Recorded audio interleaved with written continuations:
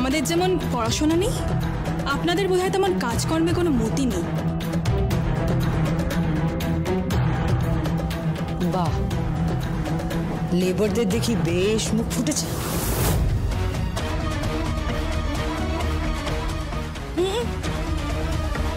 ময়নারা কথা বলতে শিখেছে।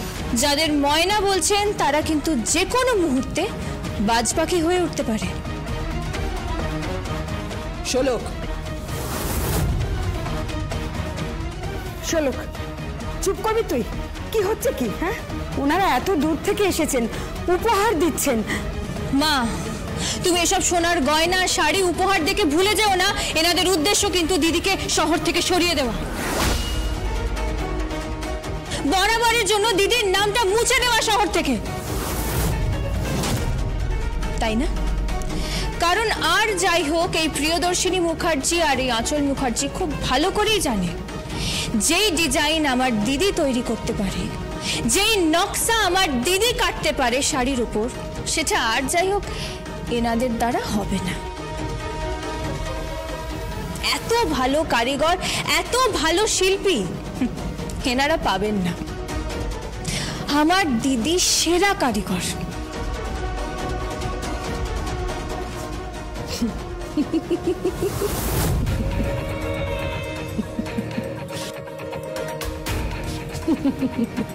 হাসছেন কেন? হাসবো না? এই যে এত সেরা সেরা সেরা সেরা বলে চলেছ, কত টাকা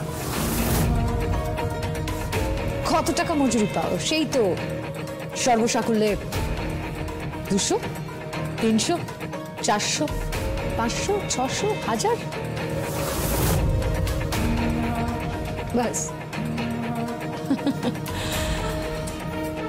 যাই হোক, শাড়ি আইবুড়ো ভাত হয়ে গেল, আজকে মেহেন্দি হয়ে গেল, এরপর বিয়ের জন্য প্রস্তুত হও। চলো মা। আমার ওই কাগজগুলো? কোন কাগজ? মানে আপনাদের কাছে যে কাগজগুলো।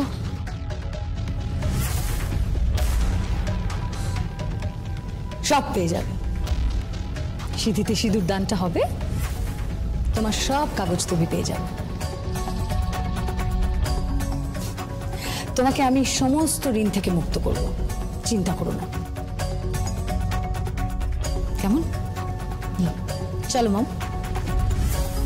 সে কি, দুটো খেয়ে যাবেন না? এত দূর থেকে এসেছেন, না খেয়ে গেলে গেরস্তের অকল্যাণ হবে। যেখানে সেখানে পাত পেরে খাই না। Thank you. খাওয়াবে যে বলছো, কি খাওয়াবে? না তোমাদের সেরকম সামর্থ্য আছে? কি রান্না হয় তোমাদের? আমরা যা খাই মনে তো হয় না সেসব তোমাদের এখানে হয় বলে।